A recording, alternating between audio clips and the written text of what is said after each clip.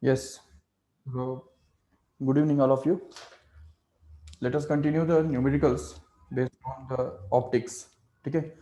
तो कल हमने ऑलरेडी न्यूमेरिकल स्टार्ट किए थे, ठीक है ना, ऑप्टिक्स के ऊपर. तो हमने ऑलरेडी देखा था, तीन चार न्यूमेरिकल्स हमने ऑलरेडी किए थे, जिसके अंदर स्नेल्स लॉ के ऊपर बेस्ड न्यूमेरिकल्स हमने देखे थे. तो अभी आज के लेक्चर में हम एक न्यूमेरिकल जो है वो स्नेल्स लॉ के ऊपर, मतलब क्रिटिकल एंगल के कंसेप्ट के ऊपर हम देखेंगे. और उसके बाद क्या आगे के जो न्यूमेरिकल्स है वो लेंस के ऊपर बेस्ड देखेंगे. Okay.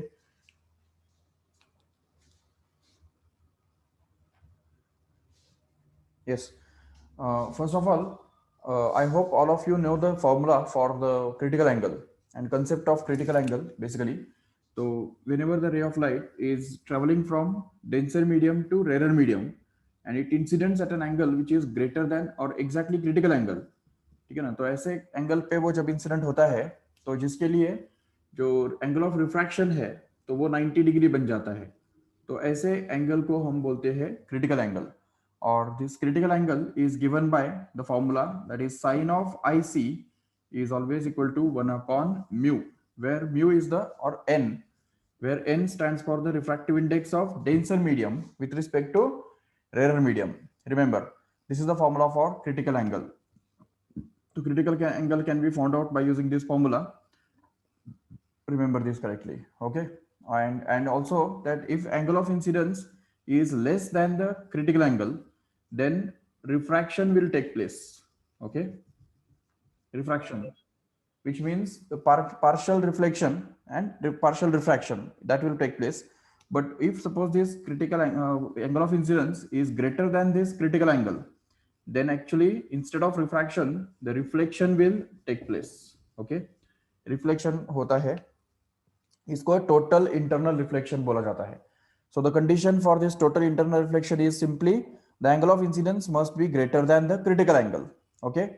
And this critical angle is given by this formula. Okay. चलो ठीक है. अभी इस फॉर्मूला के ऊपर, इसी कंसेप्ट के ऊपर बेस्ड एक एमसी न्यूमेरिकल हम पढ़ेंगे एक बार ठीक से. So in your text book at the page number 187, remember page number 187, just open your textbooks. Okay, I will just recommend, be prepared with the textbook, pen, paper, log table, and all these things. Okay. Yes. So we have this seventh question from the textbook. Okay, page number 187, question number 7. Okay, जिसमें diagram दिया हुआ है, देखो ठीक से. I am reading the question. The figure shows below shows the section ABCD of a transparent slab. Okay. तो diagram दिया हुआ है, उसके अंदर एक स्लैब दिया हुआ है. तो वो स्लैब जो है वो ABCD, इससे उसका नाम दिया हुआ है, ये उसका नाम है.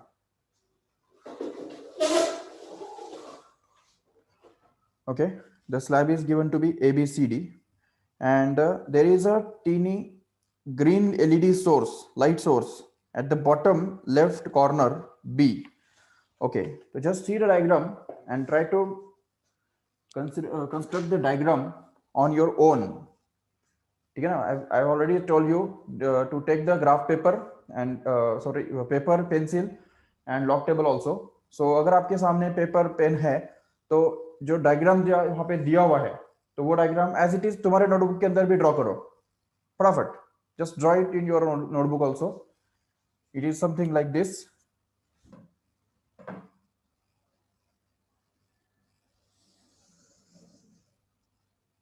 ये ग्लास स्लैब है.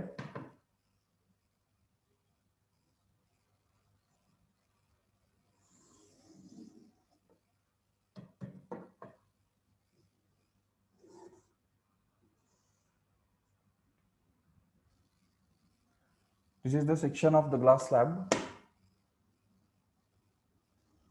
ABCD. ओके, उसको नाम भी दे रखा है. उसमें भी देखो ए कौन सा पॉइंट है, देख लो ठीक से. तो ये ए है, ये बी है, ये सी है और ये डी है. Okay.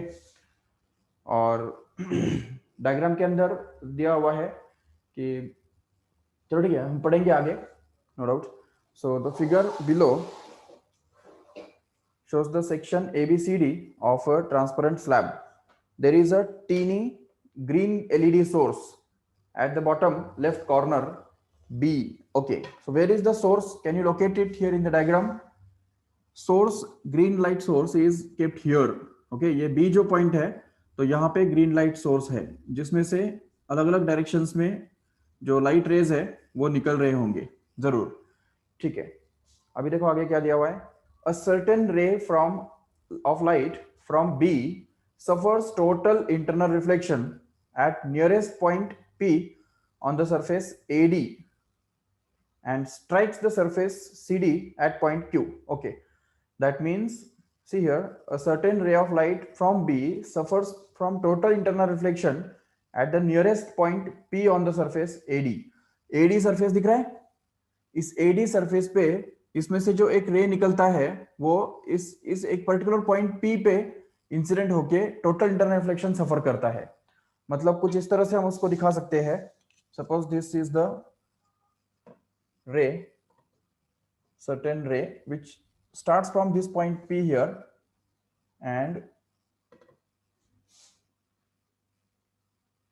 incidents on the surface AD at this particular point P here. Okay, तो इस point P पे वो incident होता है and this P point is the nearest to A where this ray is suffering from total internal reflection. So इसका मतलब इसके पहले वाले जो रेज है वो रिफ्रैक्ट हो गए. इसका मतलब ये जो है वो क्रिटिकल एंगल कर रहा है, तो ये हम समझ सकते हैं. So this ray just suffers from, नहीं sorry, not critical angle, but it should be making some angle which is greater than the critical angle because it is suffering from total internal reflection and reaching at this Q here. तो वो जाके सीधा जाके यहाँ पे मतलब इस point पे हिट करता है, Q पॉइंट पे हिट करता है. ये पॉइंट Q है सपोज. ठीक है, वो भी दे रखा है देखो डायग्राम के अंदर. Okay, and strikes the surface CD at a point Q. Okay, determine the refractive index of the material of the slab and also the distance dq. Okay, that means we want to find out the refractive index of the material of the slab, n we have to find out, and at the same time we want to find out this distance dq here.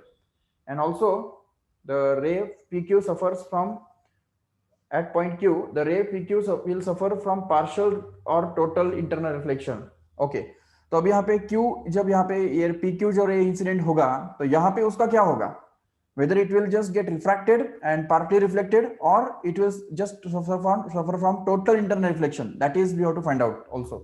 तो वो भी हमको find करना है कि PQ का क्या होगा आगे, वो टोटल इंटरनल रिफ्लेक्शन सफर करेगा या रिफ्रैक्शन सफर करेगा. ठीक है, that will depend actually on whether the angle of incidence of this PQ is greater than critical angle or less than that. जो अभी अभी कंसेप्ट हमने इंट्रोड्यूस किया उसके ऊपर ही बेस्ड होगा वो. ठीक है, तो अभी सबसे पहली बात ये हमको करनी है. अच्छा, ये ज्योमेट्री भी दिया हुआ है, डायग्राम का जो ज्योमेट्री है वो दिया हुआ है इस तरह से कि the length BC is given to be 6 centimetre. Okay, so we can just update it in the diagram here also. तो यहाँ पे हम उसको अपडेट कर देंगे. ये जो लेंथ BC है वो एक्चुअली 6 सेंटीमीटर दिया हुआ है. ठीक है, ये हो गया हमारा BC का वैल्यू जो कि 6 सेंटीमीटर दे रखा है.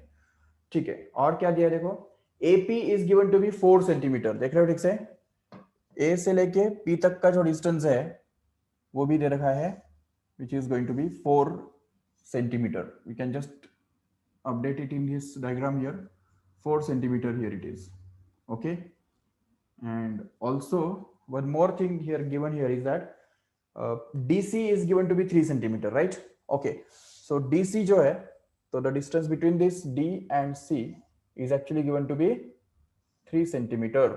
Okay, तो ये जो डिस्टेंस है तो ये भी हमको दिया हुआ है, actually it is 3 centimetre.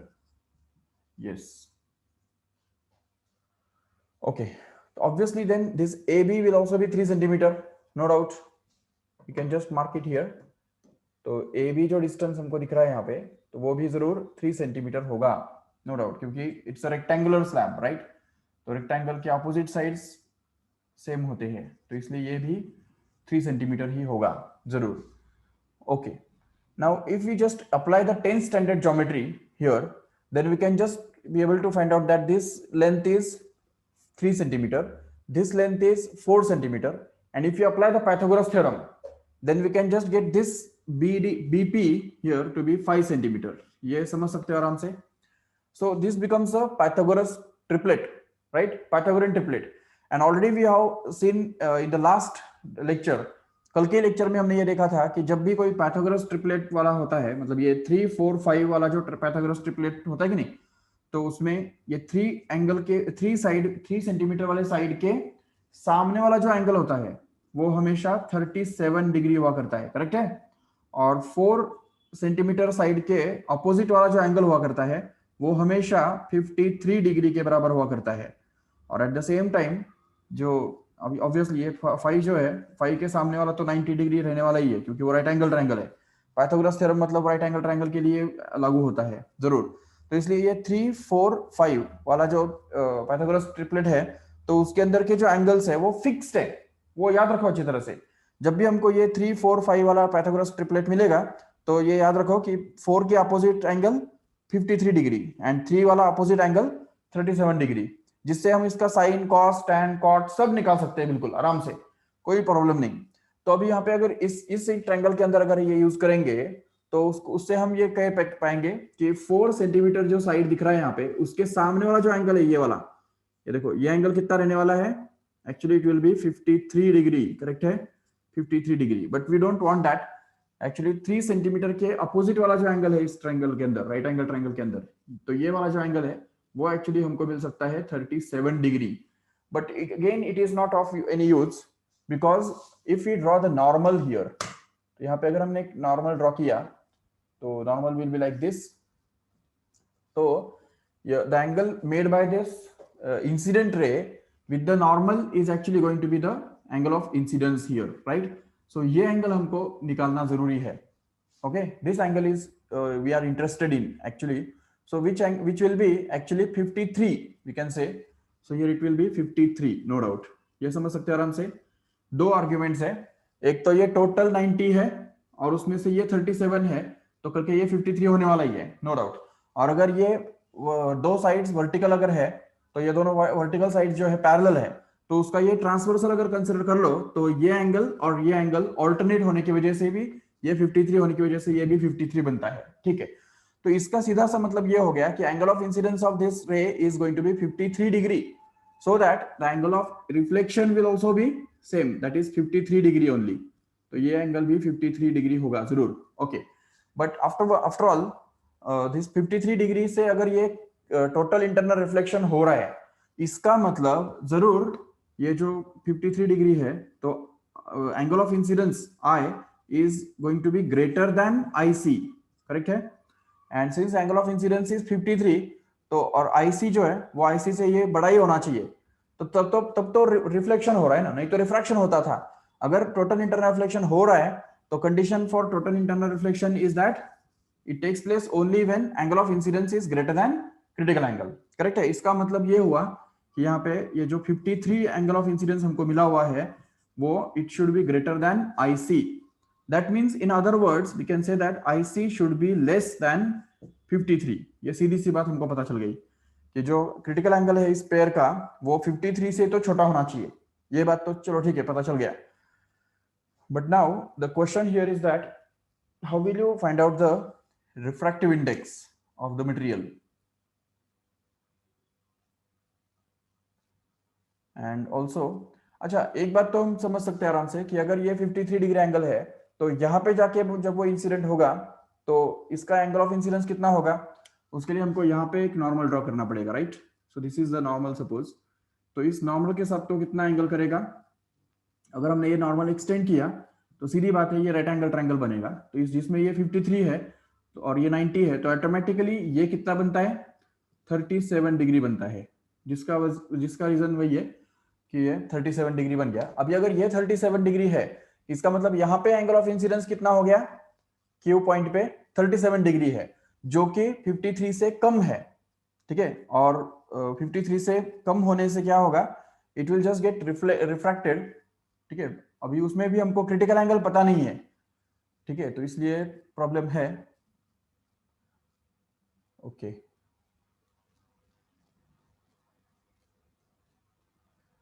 just think about how can we find out the refractive index here in this case. और कौन सा एक कंडीशन दिया हुआ है या कौन सी एक बात दी हुई है जिससे हम रिफ्रैक्टिव इंडेक्स फाइंड कर सकेंगे? ठीक है, ये BC है, ये टोटल 6 सेंटीमीटर है, उसमें से ये 4 सेंटीमीटर हट गया, तो बाकी जो बचेगा वो कितना होगा? जरूर 2 सेंटीमीटर होगा जरूर। तो this PD is going to be 2 centimeter, no doubt. And one more thing we can see here, that since this PQ is reflected and this 53 degree here, so this angle will obviously 37, correct है? ये तो समझ सकते हैं आराम से। This is going to be 37, no doubt.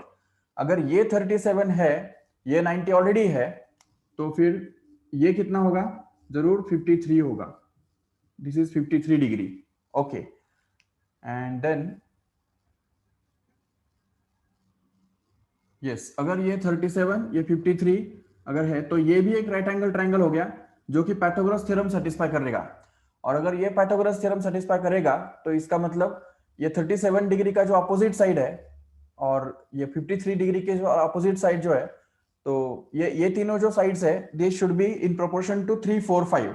Okay, तो इसमें ये साइड जो है ये हमको चाहिए ना, एक्चुअली DQ हमको निकालना है एक्चुअली। तो DQ can be found out just by using the cos and sine फॉर्मूले फ्रॉम दिस ट्रायंगल। ठीक है, ये PQD ट्रायंगल के अंदर cos 37 और sin 37 के फॉर्मूले यूज करके हमको ये मिल जाएगा। देखो कैसे, तो उसके लिए हम क्या करेंगे, देखो ठीक से, अभी हमको PD हमारे पास ऑलरेडी है और DQ हमको निकालना है, और ये एंगल 37 भी हमारे पास ऑलरेडी है। So do you know the formula for tan 37? tan 37, क्योंकि ये देखो DQ जो है ना इस 37 का अपोजिट साइड है, और ये जो PD है वो इस 37 का एडजेसेंट साइड है। तो what is the ratio of opposite side two adjacent? It's tan। सो इसलिए हम ये यूज करेंगे in the triangle PQD, we have that the tan 37 degree will actually be equal to opposite side, that is DQ, which is to be found out, divided by this PD adjacent side, which is PD here. And then tan 37, as we already seen last time, that tan 37 can be written to be actually equal to sin 37 upon cos 37, and already we have proved that tan 37 is equal to, तो sin 37 कितना बताया था last time, याद है सभी को? sin 37 is the sin 37 के opposite वाला साइड कितना होता है? 3, और हाइपोटेन्यूज कितना होता है? 5, सो इट बिकम्स 3/5, करेक्ट है। एंड cos 37 कितना होता है? तो cos 37 के अपोजिट साइड अगर 3 है तो एडजेसेंट साइड जरूर 4 होगा, और इसलिए वो बन जाएगा 4/5, हाइपोटेन्यूज तो 5 रहेगा ना, तो इसमें से 5 कैंसिल हो जाएगा और हमको मिलेगा tan 37 का value, that is 3/4, which can also be found out by using the triangle, जिसका एक साइड 3 होता है, एक साइड 4 होता है और तीसरा साइड 5 होता है। और जबकि हमको ऑलरेडी ये पता है कि 4 वाले साइड के ऑपोजिट वाला एंगल 53 डिग्री होता है और 3 वाले साइड के ऑपोजिट वाला एंगल 37 डिग्री होता है, जिसके कारण यहाँ पे tan 37 अगर हम निकालेंगे तो इस एंगल का tan कैसे मिलेगा हमको? अपोजिट अपॉन हाइपोटेन्यूज, एडजेसेंट, मतलब 3/4। It's okay, that is we have got here. So if we just put this value of tan 37 here, then we can just be able to get that this 3/4, which is equal to DQ upon PD, where PD is obtained to be 2 centimeter only. So this is 2 centimeter. If we just transfer this to in this side, then we can be able to get this 3/4 into 2 is going to be DQ. And finally, we get this DQ to be simply equal to 2 ones are 2 twos are. So that is 3/2. That means DQ is obtained to be equal to 1.5 centimetre, no doubt. तो ये हमको तो मिल गया, चलो DQ तो हमको मिल गया, बिल्कुल।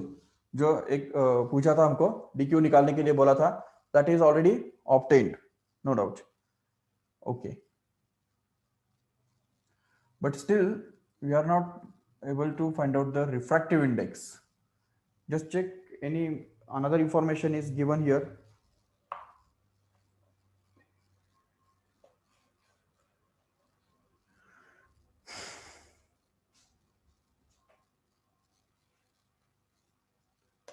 See, I will just read the question once again.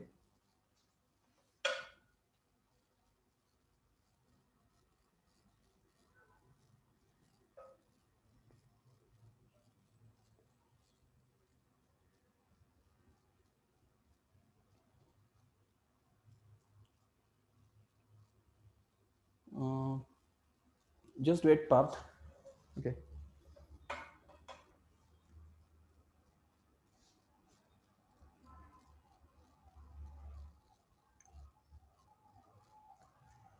See, there is a teeny LED, green LED light source at the bottom left corner B. Okay. A certain ray of light from B suffers from total internal reflection at nearest point P on the surface AD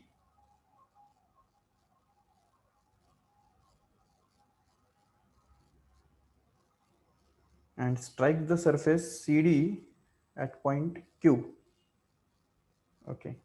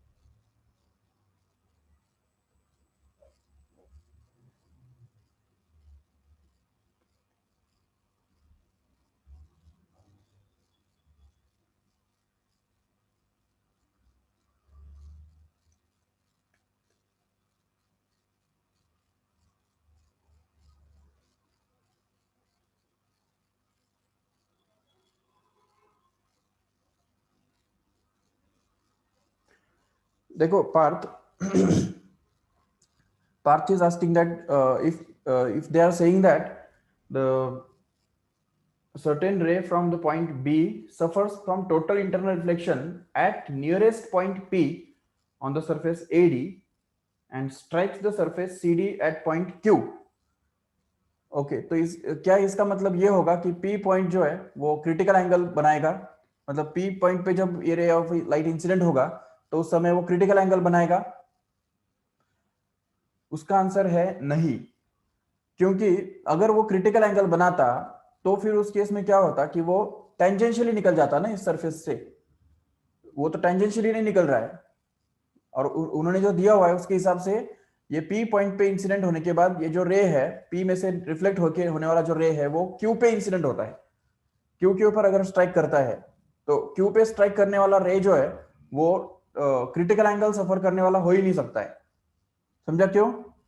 क्योंकि जो यहाँ पे अगर वो critical angle सफर करता तो फिर तो ये टेंजेंशियली निकल जाना चाहिए था ना, टेंजेंशियली तो नहीं जा रहा है वो। जब टेंजेंशियली नहीं जा रहा है तो इसका मतलब वो टोटल इंटरनल रिफ्लेक्शन सफर कर रहा है। इसका सीधा मतलब ये हो गया कि angle of incidence must be greater than critical angle, not exactly equal to the critical angle.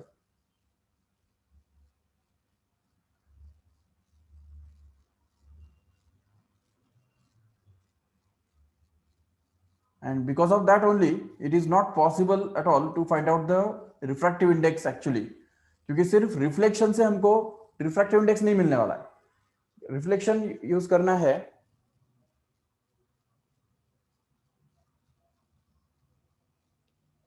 Okay सी, अगर रिफ्लेक्शन यूज करेंगे तो उससे हमको रिफ्रैक्टिव इंडेक्स कभी नहीं मिलेगा। ऐसा कोई फॉर्मूला नहीं है जिसको यूज करके हम रिफ्लेक्शन यूज करके रिफ्रैक्टिव इंडेक्स यूज कर फाइंड कर सके, बिल्कुल नहीं। उसके लिए रिफ्रैक्शन चाहिए, रिफ्रैक्शन, या तो फिर एटलीस्ट ये जो रे है वो क्रिटिकल एंगल पे इंसिडेंट होता है और टेंजेंशियली बाहर निकल जाता है, इतना हमको पता होना जरूरी है, तब जाके अब हम वो कर सकते हैं। बट वहां पे ऐसे दो पॉइंट्स के बारे में तो बात नहीं की है जिसमें से एक पॉइंट हो ऐसा जो जहां पे मिनिमम या मतलब द नियरेस्ट पॉइंट पे वो स्ट्राइक करता है पी पॉइंट पे, वो पॉइंट अलग होगा। और यहां से निकला हुआ जो रे है वो दूसरे एक पॉइंट पे, पर्टिकुलर पॉइंट पे हीट करने के बाद इधर जाके मिलेगा।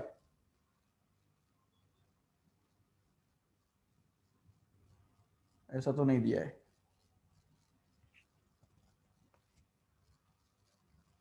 देखो सेकंड स्टेटमेंट एक बार फिर से पढ़ते हैं.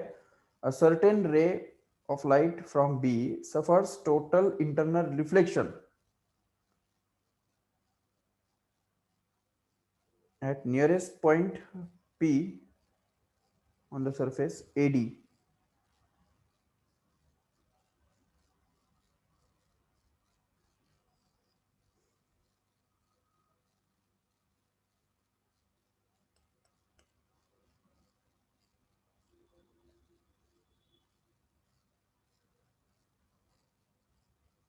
ठीक है, वैसे तो जो दिया हुआ कॉन्टेक्स्ट है उससे तो ऐसा बिल्कुल प्रतीत नहीं हो रहा है कि ये बी में से निकला हुआ जो रे है वो पी पॉइंट पे इंसिडेंट होने के बाद क्रिटिकल एंगल सफर करता है.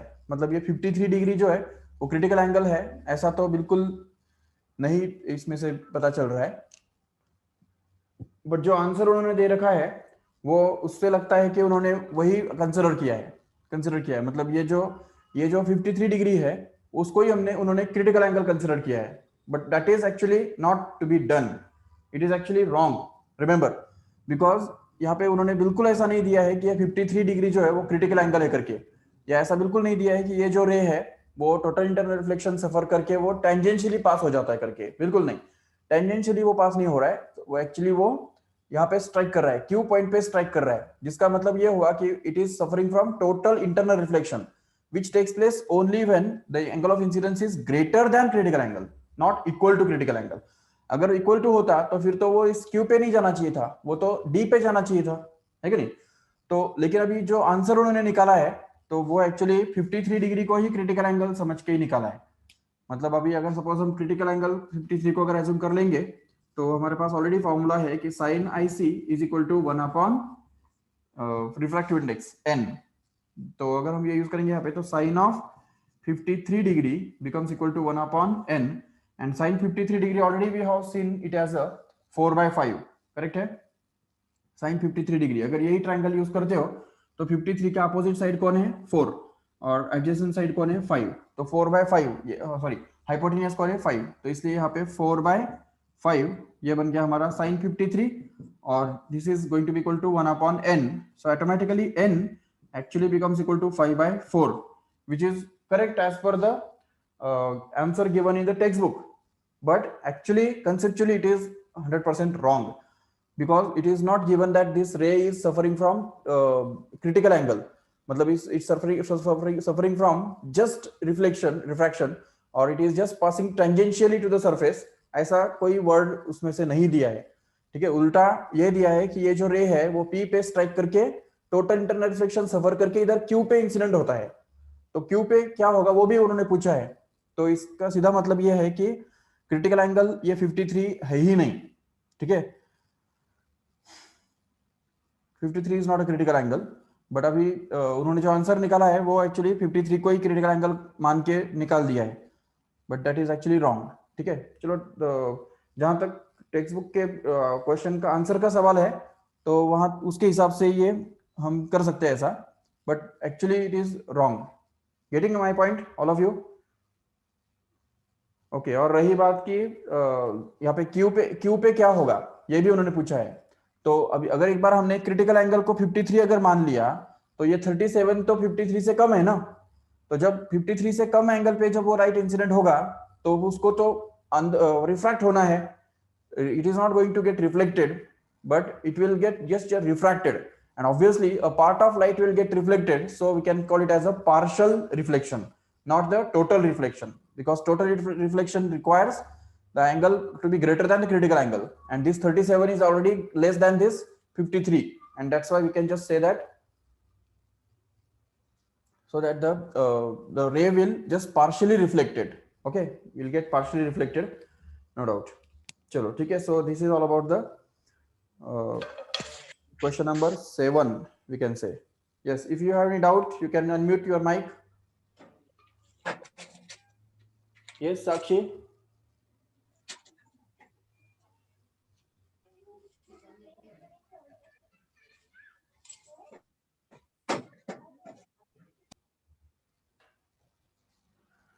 Okay, just take the screenshot of this fast.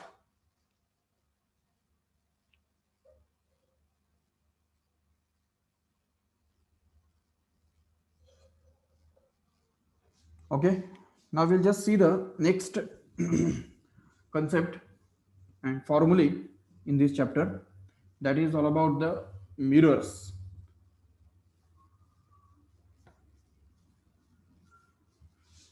Okay, तो मिरर के बारे में हमने दो फॉर्मूले देखे थे। एक तो मिरर इक्वेशन जो कहता है 1/f is equal to 1/v plus 1/u, this is called as mirror equation, number one thing. And the second thing is that the focal length of the mirror is always equal to r/2। ये भी हमने already देखा था, ठीक है। Focal length of a mirror is always equal to radius of curvature divided by 2। Remember, whatever may be convex और concave, कोई भी मिरर हो उसका फोकल लेंथ हमेशा उसके रेडियस ऑफ कर्वेचर का आधा हुआ करता है। और यहाँ पे मिरर के केस में जो मैग्निफिकेशन है, तो मैग्निफिकेशन के लिए फॉर्मूला क्या बनता है? Magnification is going to be minus of v/u। Remember, this is the formula for magnification of a mirror. Yes. So these are some important formulae in case of the mirror. Now we'll just try to work out some numericals based on the mirror. Okay. So just consider the question number 4 here. Yes. 186 page number, question number 4. Just listen, I'm reading it. A car uses a convex mirror of curvature 1.2 meter as its rear view mirror. Okay, a minibus of cross section 2 by 2.2 by 2.2 meter is 6.6 meter away from the mirror. Yes, estimate the image size. Okay, तो देखो ठीक से, we'll read the question again. A car uses a convex mirror of curvature 1.2 meter as its rear view mirror. rear view मतलब पीछे का सब देखने के लिए जो मिरर यूज किया जाता है नहीं, कोई भी बस कोई भी गाड़ी के अंदर एक इस टाइप का कॉन्वेक्स मिरर हुआ करता है जिससे हम इसके पीछे की जो चीजें हैं वो सब देख सकते हैं। तो इस टाइप का मिरर यहाँ पे फिट किया हुआ है, ठीक है, जिसमें से हमको पीछे का सब दिखाई दे सकता है। और ये बताया गया है कि अच्छा, उसका रेडियस ऑफ कर्वेचर जो है मिरर का वो दिया हुआ है r is equal to 1.2 metre. Okay, if immediately if suppose this radius of curvature is going to be 1.2 meter, then we can just be able to say that this focal length of that mirror will be actually 0.6 metre. समझा कैसे? Divide by 2। Okay, simply इसको divide कर दो 2 से तो हमको focal length मिल जाएगा, ठीक है। अब यहाँ पे दिया है कि mini bus of cross section 2.2 meter by 2.2 meter is 6.6 meter away from the mirror. Okay, तो मतलब यहां से अभी सपोज यहाँ पे अगर हम प्रिंसिपल एक्सिस अगर ड्रॉ करेंगे, ये कार का मिरर है, ठीक है, कार का मिरर है, और ये सपोज प्रिंसिपल एक्सिस हमने ड्रॉ किया इधर।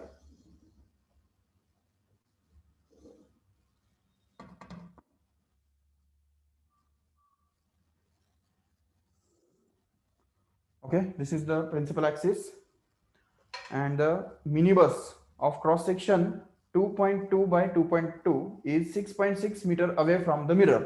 तो मतलब यहां से मिरर से 6.6 मीटर इतने डिस्टेंस पे एक मिनी बस खड़ा है। ये सपोज यहाँ पे मिनी बस है जिसका साइज दे रखा है 2.2 by 2.2, मतलब it is of the type square type. तो स्क्वायर टाइप का है वो, हर एक साइड उसका कितना है 2.2 मीटर का है, ठीक है। तो ऐसा ये मिनी बस है यहाँ पे और वो उसका डिस्टेंस भी दे रखा है। तो अभी मुझे ये निकालना है कि इस मिनी बस का जो इमेज बनेगा तो उस इमेज का साइज क्या होगा, वो हमको ढूंढ के निकालना है। ओके, तो उसके लिए सबसे पहले हमको क्या करना है, देखो ठीक से, we have to find out the image distance first. Image distance कैसे मिलेगा हमको? We have the formula already. Okay, तो ये फॉर्मूला यूज करके हमको इमेज डिस्टेंस निकाल के दिखाना है। and focal length and radius of curvature is going to be positive because it's going to be a convex mirror here, and hence we can just say that 1/v अगर हम use करेंगे यहाँ पे by using the mirror equation, 1/v plus 1/u becomes equal to 1/f. Don't forget to use the sign conventions. Okay, तो sign convention use करो यहाँ पे properly. 1/v as it is plus 1/u. U कितना है देखो यहाँ पे 6.6. okay, so we can just write it as minus of 6.6 because it is at the left side, so it's going to be negative. Okay, that is equal to 1/f. F is going to be 0.6 here, so this is 0.6. All of them are in meter, so no problem. So if we just take this in that side, then it will become positive. So it will become 1/v is equal to 1/0.6, and this goes there and becomes plus 1/6.6, right? So if we just simplify this, अभी इसमें मुझे बताओ इनका LCM क्या बनता है. 0.6 का और 6.6 का एलसीएम क्या आता है.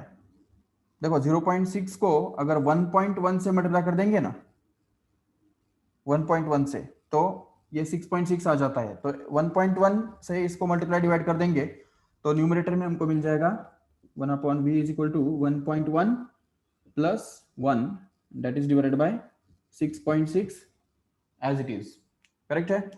सो द नेक्स्ट स्टेप में हमको ये मिलेगा 1/v which is equal to, तो यहाँ पे 1.1 प्लस 1 क्या बनता है 2.1. So here it is 2.1 and that is to be divided by 6.6 kept as it is. And if we just take the reciprocal of this, then we'll be able to get this v is equal to 6.6 upon 2.1, which is 6.6 upon 2.1 करेंगे तो 3 point something के आसपास आ जाएगा. just keep it as it is. it will be something like 3 point, करो जल्दी कितना आता है. तो चलो 21 नहीं तो ठीक है 66 अपॉन 21 कितना होता है देखो 3 7 जा एंड 3 22 जा. ओके, तो 22 by 7 मतलब 3.14 के आसपास हो गया वो. ठीक है, 3.14 metre. Yes, so that means the image is actually going to be 3.14 meter, and that is going to be at the right side. ठीक है, it's going to be at the right side, no doubt. चलो ठीक है, ये image distance तो हमको मिल गया. Try to find out the magnification also. How will you get the magnification then? So magnification can be found out by using minus of v by u, where v is actually going to be 3.14 and u is going to be, नहीं तो v को हम रख देंगे जो हमको मिला हुआ already 6.6 divided by 2.1. okay, and divided by the object distance, which is actually minus of 6.6. so if we just put it here, then we get this minus of 6.6, and this 6.6 get cancelled, minus minus becomes plus, and magnification, or magnification is denoted by small m actually. so the magnification comes out to be 1/2.1. Correct है. सो 1/2.1. Yes. सो इसका मतलब magnification जो है वो it is less than 1, no doubt. अभी जबकि magnification less than 1 है, मतलब 1/2.1 है, तो मैग्निफिकेशन का और एक फॉर्मूला है हमारे पास, याद है सभी को. Magnification is actually equal to the image size, that is h2 upon h1, that is object size. याद है सभी को. ये अगर हम यूज करेंगे,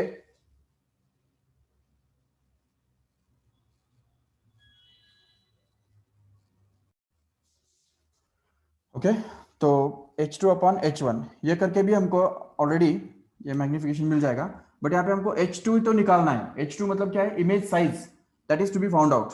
सो we can just put this h1 which is given to be 2.2 here. so m will actually be equal to h2 upon 2.2, and m is already known. m is going to be 2.1 upon 2.1 here. so here 1 upon 2.1. so that if we just cross multiply it here, then we can be able to get this h2. so h2 will be simply equal to 2.2 upon 2.1. correct है. so here 2.2 upon 2.1, how much it comes out to be. so the image size will actually become equal to 1 point something, मतलब 22 upon 21. so it will be something like 1.008, yeah, like that.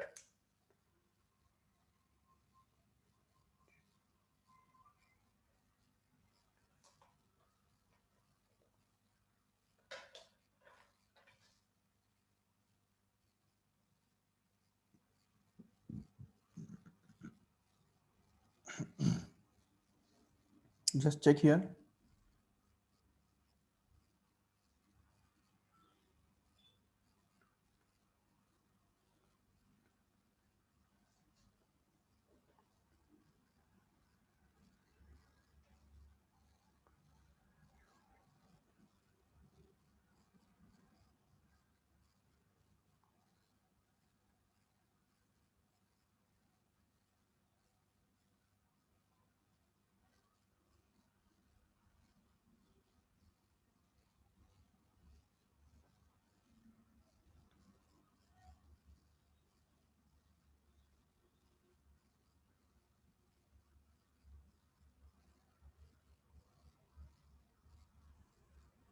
Check करो हमने कुछ गड़बड़ तो नहीं किया है ना. कॉन्वेक्स मिरर -6.6 उस तरफ गया, +6.6 हो गया. 0.6 multiplied by 1.1.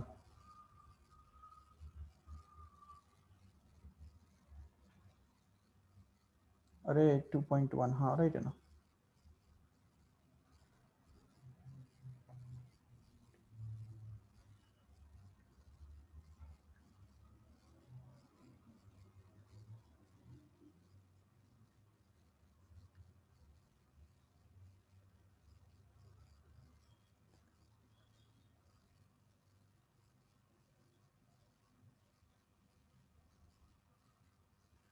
Yes, we have made a mistake here. Actually, not 1.1 into 0.6 is 6.6, but 0.6 into 11 is actually 6.6. Okay, यहाँ पे 11 से मल्टीप्लाई डिवाइड करना पड़ेगा, तब जाके वो 6.6 बनेगा. देखो ठीक से, 11 multiplied by 0.6 comes out to be 6.6, right? Okay, 0.6 को अगर 11 से मल्टीप्लाई करेंगे तो 11 6 66 एंड 0.8 डिजिट पीछे, तो वो 6.6 बन जाएगा. तो एक्चुअली इसको हमको 11 से मल्टीप्लाई डिवाइड करना होगा, तो जाके ये 11 + 1 अपॉन 6.6 आ जाएगा, जिसके कारण यहाँ पे एक्चुअली 11 + 1 मतलब वो 12 बन जाएगा. 2.1 नहीं, it will B 12, and this when taken reciprocal, so it becomes 6.6 upon 12 actually, and hence we can get this image distance to be something like 0.49 or something like that. Okay, 6.6 upon 12 कर सकते हैं आराम से. 6.6 upon 12 comes out to be 2 से अगर divide करेंगे तो बनेगा 3.3 upon 6. How much it is? 0.55. 0.55. हाँ. ओके, चलो ठीक है. वैसे भी वो हमको वैसे ही रखना है यहाँ पे. तो यहाँ पे हमने v का जो वैल्यू है वो अगर एज इट इज पुट कर दिया 6.6 अपॉन 12, तो इसमें से 6.6 वैसे भी कैंसिल होने वाला है, और हमको बचेगा क्या यहाँ पे, magnification will be actually equal to 1/12. Okay, तो मैग्निफिकेशन का वैल्यू हमको v और u से मिल गया 1/12. Okay, but we have to use this another formula for magnification, which is h2 upon h1, where we have to use this h1 as 6.6 here. नहीं sorry, h1 is going to be 2.2 here, जो कि object का size है, right? और image का size जो है वो तो हमको निकालना है, और ये जो मैग्निफिकेशन है वो हमको ऑलरेडी मिला हुआ है 1/12. तो ये m के बदले हमने ये 1/12 यहाँ पे डाल दिया, जिससे ये 1/12 यहाँ पे आ जाएगा. और इसको अगर क्रॉस मल्टीप्लाई करेंगे तो हमको इमेज का साइज मिलेगा जो कि 2.2 डिवाइडेड बाय 12. तो 2.2 डिवाइड बाय 12 कितना बन रहा है, ये करके देखो ठीक से. If you just reduce it, we get this as 1.1 upon 6. Okay, तो 1.1 अपॉन 6 मतलब approximately 0.183. 183. Okay, so this is going to be in meter. Yes, so approximately it will be 0.2 meter. Okay, 0.18 metre मतलब ही उसको हम approximately क्या बोल सकते हैं, 0.2 metre बोल सकते हैं, है कि नहीं? That is the answer given in your textbook. Okay, and that will also be square only. तो ये जो स्क्वायर है, तो स्क्वायर मिनी बस का जो क्रॉस सेक्शन है उसका जो इमेज बनेगा यहाँ पे, तो वो भी एक स्क्वायर ही होगा, नो डाउट. लेकिन उस स्क्वायर का जो साइज है वो कितना होगा, तो 0.2 मीटर ये उसका हर एक साइड होगा, देखो ठीक से। तो इस इतना छोटा इमेज बनेगा। वैसे भी हमको पता है ऑलरेडी कि कॉन्वेक्स मिरर यूज करके क्या मिलता है हमको, छोटे इमेजेस भी मिलते हैं। याद रखो, convex mirror is used for forming the smaller images. Okay, तो it's okay if it is small, no doubt. ठीक है, so just take this screenshot of this whole thing so that we can go to the next.